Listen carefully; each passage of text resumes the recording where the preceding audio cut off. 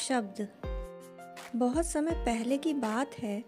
एक प्रसिद्ध गुरु अपने मठ में शिक्षा दिया करते थे, पर वहाँ शिक्षा देने का तरीका कुछ अलग था। गुरु का मानना था कि सच्चा ज्ञान मौन रहकर ही आ सकता है और इसीलिए मठ में मौन रहने का नियम था। परंतु इस नियम का भी एक अपवाद था। 10 साल पूरा होने पर कोई शिष्य गुरु से 2 शब्द बोल सकता था। पहले 10 साल बिताने के बाद एक शिष्य गुरु के पास पहुंचा।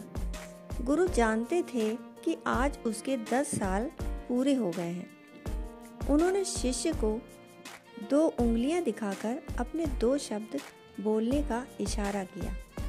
शिष्य बोला, खाना गंदा। गुरु ने हाँ में सिर हिला दिया। इसी तरह 10 साल और बीत गए और एक बार फिर वो शिष्य गुरु के समक्ष अपने 2 शब्द कहने पहुंचा। शिष्य बोला, बिस्तर कठोर। गुरु ने एक बार फिर हाँ में सिर हिला दिया। ऐसा ही करते करते 10 साल और बीत गए और इस बार वो शिष्य गुरु से मठ छोड़कर जाने की आज्ञा लेने के लिए उपस्थित हुआ और बोला, नहीं होगा।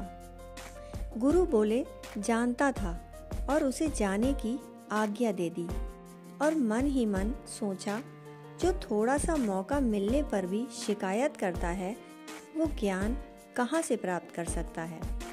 बहुत से लोग अपनी जिंदगी शिकायत करने में ही बिता देते हैं और उस शिष्य की तरह अपने लक्ष्य से चूक जाते हैं।